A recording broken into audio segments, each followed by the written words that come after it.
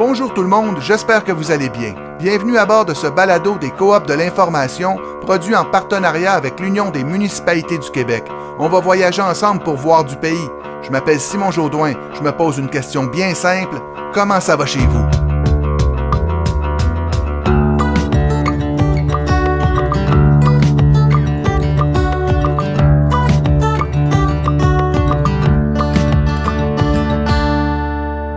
Ah, je sais pas si vous êtes comme moi, mais quand je me promène au Québec, à chaque fois que j'en ai l'occasion, pour faire une pause, un arrêt sur la route, pour manger, me ravitailler ou me dégourdir les jambes, j'aime beaucoup faire un détour pour me rendre au centre des villes, dans le cœur des villages. Enfin, c'est pas vraiment un détour, mais vous voyez, pendant plusieurs années, on a développé beaucoup de quartiers commerciaux en périphérie des villes. Et bon, là, il faut bien le dire, le cachet est pas toujours au rendez-vous. Pendant un bon moment, les centres-villes ont été un peu délaissés. Or là, depuis quelques années, on sent bien que le vent a tourné et un peu partout au Québec, il y a des villes qui ont vraiment mis en place des initiatives pour redynamiser les centres-villes. Un exemple de ça, c'est la ville de Granby. Depuis 2016, on a mis en place une vaste opération de revitalisation du centre-ville avec à la clé des programmes pour inciter les commerçants à venir s'y installer pour avoir pignon sur rue. Pour la mairesse, Julie Bourdon, qui est aussi trésorière de l'Union des municipalités du Québec, ce projet dépasse de loin les stricts enjeux commerciaux d'un quartier. Le centre-ville, c'est comme un cœur qui bat, qui assure la santé de l'ensemble de la municipalité. La mise en place de centres commerciaux à l'extérieur de notre centre-ville, c'est sûr, c'est venu changer un petit peu la dynamique commerciale. On se rappellera, à l'époque, les gens venaient marcher la rue principale, c'était ça l'activité principale. Les gens se rencontraient, c'était un lieu de rencontre. C'était un lieu où les gens échangeaient, socialisaient, venaient manger, venaient faire leur commission, etc. C'est sûr qu'au fil des années, ça a beaucoup évolué avec l'avenue des centres d'achat. On se rappellera d'ailleurs de la chanson des colocs, la rue principale, qui explique d'ailleurs tout ce phénomène-là. Bien évidemment, le centre-ville, pour moi, ça reste le cœur de la ville. Lorsque le centre-ville va bien, l'ensemble de nos commerces dans la ville vont aussi bien aller. Donc, c'est important pour nous, en tout cas à Granby, de venir investir dans notre centre-ville et de s'assurer que les citoyens viennent aussi s'approprier leur centre-ville. Ça peut sembler facile à faire, mais injecter une bonne dose de dynamisme dans un centre-ville, c'est loin d'être évident. Il suffit pas de mettre des décorations pour attirer les gens. C'est tout un exercice de jardinage culturel, social et commercial qu'il faut faire. Et on va miser sur la proximité, tenter de créer des milieux de vie. Et on sent bien qu'on a un peu de rattrapage à faire pour combler un vide qui s'était creusé au cours des années. D'autant plus que les habitudes de consommation ont beaucoup changé. Bien, il y a eu un creux, puis tu sais, ce creux-là continue aussi à se faire sentir, je vous cacherai pas, là, avec le commerce de détail qui ont de la difficulté, avec les gens qui achètent beaucoup plus en ligne, faut revoir quel type de commerce qui fait fonctionner notre centre-ville. Donc, on a beaucoup plus de restos signature au centre-ville. Donc, c'est pas des chaînes de restaurants, c'est des restos avec des chefs vraiment qui ont une très grande renommée. Donc, on a une très belle table de restaurants à Granby sur la rue principale. On a des petits cafés. Donc, c'est beaucoup plus dans le commerce de proximité qu'on doit développer que dans du commerce de détail, puisque les gens achètent beaucoup plus en ligne maintenant. Ce désir de revitalisation, on le constate aussi de plus en plus en milieu rural, où les cœurs villageois sont au centre des préoccupations citoyennes. Et là, suivez-moi, on va continuer notre route vers l'Estrie, à une quarantaine de kilomètres au nord-est de Sherbrooke. Dans la MRC des Sources, on trouve le petit village de Saint-Camille qui fait vraiment figure d'exemple. Je vous raconte une histoire. Dans les années 80, l'ancien magasin général était à l'abandon à la suite d'une faillite. On savait pas trop ce qui allait arriver avec ça et une poignée de citoyens a formé le groupe du coin pour ramasser l'argent nécessaire pour en faire l'acquisition.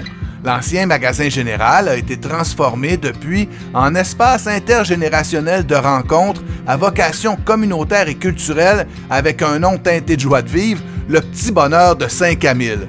Un de ceux qui a initié ce projet, toujours très actif dans la vie communautaire du village, c'est un monsieur nommé Jacques Proulx, qui est natif du coin, ancien président de l'Union des producteurs agricoles. C'est un homme très engagé dans les mouvements de solidarité rurale et il se souvient très bien dans quelle ambiance ils ont commencé cette mobilisation qui continue aujourd'hui de porter fruit.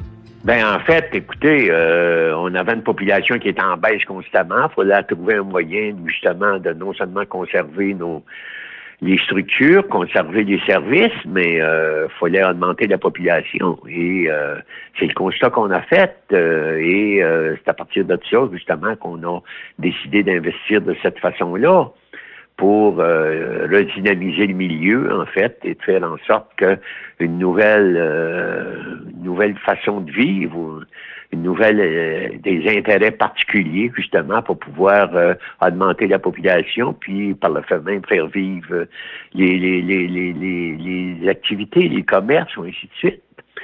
C'est ça le constat. Je veux dire, on se voyait dépérir comme un peu partout au travers du Québec pour le milieu rural, parce que devant l'augmentation de la concentration des activités, et ainsi de suite, des entreprises, ainsi de suite, ont été mis à nu jusqu'à un certain point. C'est pas rien que de dynamiser le cœur du village. Je pense qu'en dynamisant le cœur du village, ça permet de dynamiser le reste du territoire. Ça s'étend comme une tache d'huile, là. C'est-à-dire, ceux qui restent dans un rang, puis tout ça, ils font partie de la communauté, et à partir de là, ils ont leur fierté, puis ils veulent participer. Une fois qu'on a fait ce constat, pour se sortir de ces difficultés, eh bien, il n'y a pas de formule magique. Je reviens encore avec cette idée de jardinage social, culturel, commercial dont je vous parlais tantôt. Il s'agit vraiment de créer un environnement propice pour que les citoyens conservent un sentiment d'appartenance, qu'ils aient envie de rester et aussi de revenir. Pour que les gens reviennent, là, c'est bien beau parler du retour à la terre, et ainsi de suite, des années 70, et ainsi de suite, là. Mais pour vraiment qu'il y ait une stabilité à ce niveau-là, il faut offrir un environnement qui est propice, offrir un environnement de non seulement des services de toutes les sortes de services, en fait, hein, que ce soit l'école, que ce soit les bureaux de poste, que ce soit l'épicerie, que ce soit tout ça là, qui est nécessaire.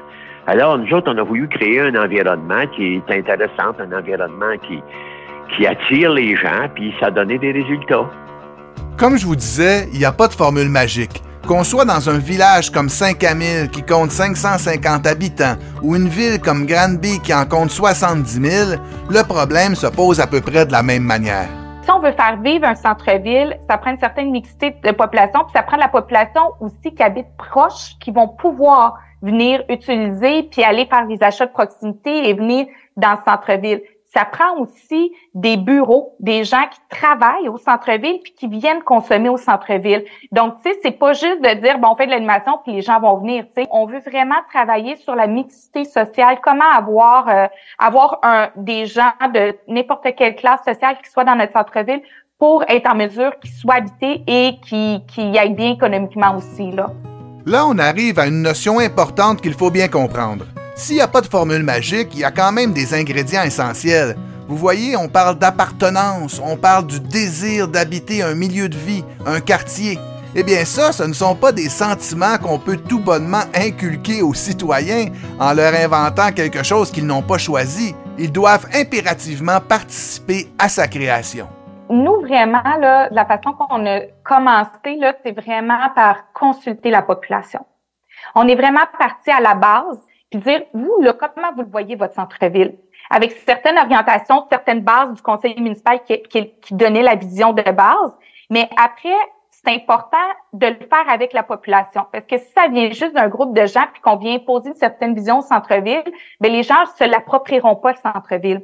Fait que ce qu'on souhaite à la base, c'est que notre population se l'approprie et quoi de mieux que les impliquer dans la démarche. Donc ça, c'est vraiment notre façon qu'on a fonctionné. On a fait, comme j'ai mentionné, plusieurs consultations. On est venu faire des présentations. On a essayé d'inclure le plus la population dans l'évolution du projet pour que lorsqu'il soit terminé, il se l'approprie le plus possible.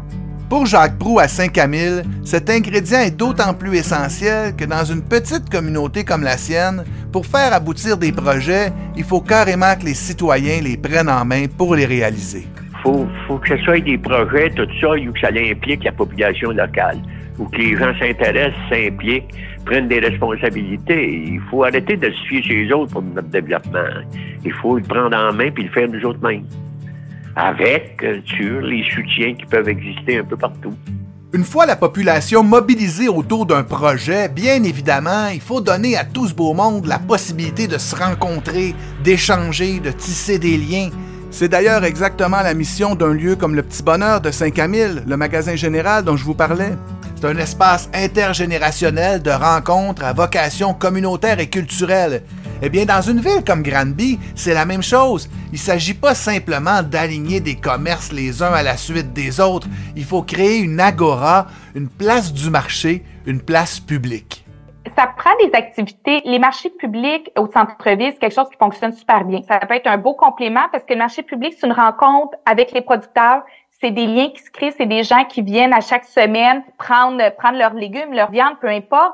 Donc, il y a des liens qui peuvent se créer. Mais lorsque, tu sais, la culture, ça reste un vecteur de développement qui est économique, mais qui est aussi social important. Donc, lorsqu'on parle de musique, de chansons, de culture qui vient animer centre-ville, c'est quelque chose qui vient donner des occasions aux gens de se rencontrer, d'échanger et la mise en place aussi de certaines places publiques. Donc, il faut offrir aux gens de dire des opportunités de rencontre à des endroits qui peuvent s'asseoir, qui peuvent discuter, qui peuvent se rencontrer, qui peuvent échanger. Je pense que c'est vraiment ces vecteurs-là qui permettent de créer le lien social au centre-ville, là. Comme vous le voyez, il y a bien entendu tous les plans d'urbanisme, les infrastructures qu'il faut mettre en place. Mais les centres-villes, les cœurs villageois, ça engage aussi toute une réflexion philosophique sur l'identité, sur le visage des lieux qu'on habite, leur caractère distinct, le fait qu'on s'y sente chez soi et qu'on en soit fier. D'ailleurs, c'est ça un des soucis avec les grands boulevards des centres commerciaux qu'on a mis en place en périphérie des municipalités. Bien franchement, tous ces boulevards se ressemblent. Si je vous montre une photo, vous aurez de la difficulté à faire la différence entre Pointe-aux-Trembles, Trois-Rivières ou Val-d'Or. Mais au contraire, les centres-villes et les cœurs villageois, pour qu'ils soient attrayants, ils doivent avoir une saveur locale qu'on ne retrouve nulle part ailleurs, une histoire unique à raconter. Et là, si je vous parle de Granby, vous pensez à quoi?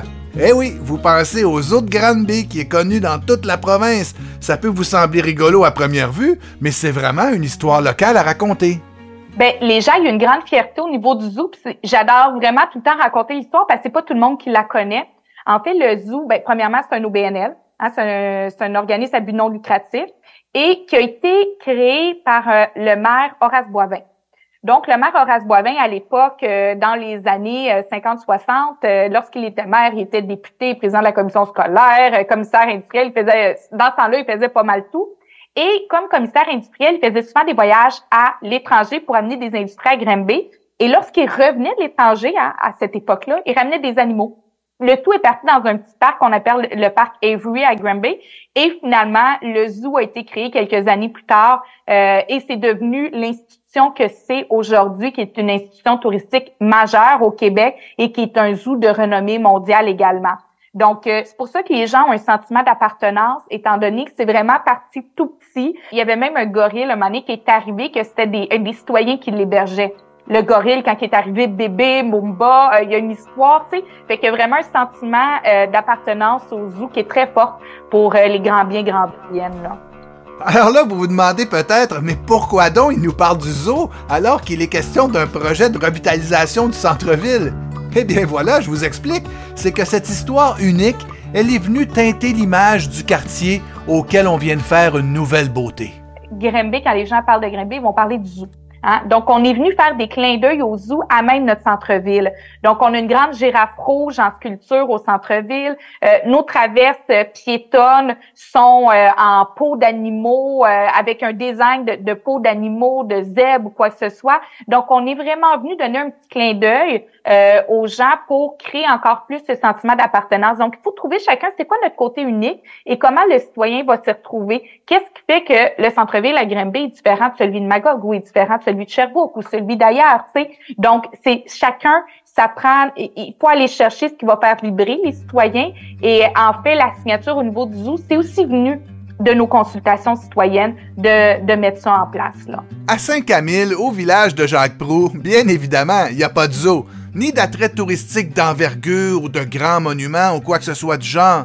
Mais vous savez, bien souvent, pas besoin de chercher très loin. Ce qui distingue un coin de pays, c'est aussi le mode de vie des gens qui l'habitent. Bon, ben c'est pour ça. Il faut savoir utiliser justement les ressources qu'on a, les forces qu'on a, que ce soit le paysage ou autre chose, à la manière qui est nécessaire pour ça. C'est sûr qu'on n'est pas près d'un lac, on n'est pas près de la mer, on n'est pas dans une montagne de Charlevoix, on n'est pas... mais il y a d'autres attraits qui sont intéressants, puis surtout la façon de vivre. C'est ça, l'accueil aussi. Mais dire, ça prend une société qui n'a pas peur d'accueillir les gens, qui n'a pas peur d'intégrer les gens. Et c'est du donnant-donnant, ça. Autant qui est capable d'accepter des nouvelles façons de faire ou ainsi de suite, mais qui est capable aussi de dire, ben on a des façons, nous autres aussi, puis il faut faire un bon mix de tout ça. Je veux dire, il faut être accueillant, hein. Il faut qu'il y ait un accueil qui est très chaleureux, qui est ouvert, en fait. La plus belle preuve, nos 3-4 derniers maires ont été des gens qui venaient à peine d'arriver, et maires et conseillers ou ainsi de suite, qui faisaient à peine quelques années qu'ils étaient à Saint-Camille. Et des organisations, c'est la même affaire. Quelqu'un qui veut s'investir, il s'investit, il est accueilli à bras ouverts. C'est intéressant d'entendre Jacques Proulx nous parler d'une forme d'espoir qui vient avec le désir d'accueillir des gens dans nos milieux de vie. Parce que oui, on bâtit des quartiers, des centres-villes, des cœurs villageois, mais ce faisant, on met en place un legs qu'on va passer au suivant. On laisse des traces importantes. Pour Julie Bourdon, à Granby, le dynamisme des villes et des villages, c'est un héritage pour les générations futures. Moi, mon objectif, c'est que nos citoyens et nos citoyennes soient heureux, puis qu'ils se sentent bien, puis qu'on soit capable d'avoir aussi un beau filet social pour eux. Donc, c'est sûr que d'avoir une belle qualité de vie, d'avoir des beaux espaces verts, d'avoir des beaux milieux de vie, pour moi, c'est super important parce que si on perd ça, ben on va perdre aussi notre identité. Ce qu'on fait, on le fait pour nos citoyens d'aujourd'hui, mais il faut aussi penser aux prochaines générations là, qui vont venir s'installer ici. Voilà une note positive qui nous permet de nous projeter dans l'avenir. On pourrait se laisser sur ces mots, mais comme j'avais Jacques Proulx au bout du fil, ce vétéran de la solidarité et de l'engagement social, j'ai pas pu m'empêcher de lui demander, puisqu'on parle d'avenir justement, s'il n'avait pas quelques conseils pour ceux et celles qui rêvent de projets à mettre en place dans leur communauté. Écoutez-le bien, c'est assez intéressant. Sortez je veux dire, arrêtez d'avoir peur. Hein? Et détournez-vous de la fatalité, en fait. Je veux dire, il y a toujours moyen de faire quelque chose. Il s'agit de mettre d'avant des idées qui peuvent être intéressantes. Et de décider par nous-mêmes plutôt que de laisser décider les autres à notre place. Et de surmonter toutes les écueils qui peuvent exister. Bien sûr qu'il y en a qu'on ne peut pas passer au travers, mais il y en a d'autres qu'on peut contourner, il y en a d'autres qu'on peut corriger. Et c'est ça, je veux dire, ça passe unique. Le premier conseil, c'est de dire, sortez de la fatalité. C'est ça le conseil. À partir de là, on peut faire du banal de l'extraordinaire. Et c'est ça qu'il faut faire. Il faut prendre du banal et de faire de l'extraordinaire avec. Et c'est... Puis arrêtez, je vous l'ai dit tout à l'heure, arrêtez de penser on n'a pas l'argent. Ben non, il y en a de l'argent. Je ne dis pas qu'il y en a trop, je ne dis pas qu'il y en a assez. Je dis qu'il y en a pour partir, pour créer les fondements des différentes activités. Arrêtez d'avoir peur. Je ne sais pas si on peut imaginer un meilleur conseil pour susciter le dynamisme dans les communautés et nous donner le goût de créer des milieux de vie accueillants. Chose certaine, en tout cas pour ma part, avant de vous quitter, eh bien, je vous invite à ne pas avoir peur de partir sur la route pour aller découvrir les cœurs des villes et des villages partout au Québec. On se retrouve bientôt. Merci beaucoup d'avoir été à l'écoute. Comment ça va chez vous? C'est une production des Coops de l'information en partenariat avec l'Union des municipalités du Québec. Si ces sujets de discussion et de réflexion vous intéressent, rendez-vous sur les sites de nos médias. Vous trouverez des compléments d'information, des liens vers des articles et d'autres références. Vous n'avez qu'à entrer l'adresse nousautres.ca dans votre navigateur pour nous trouver.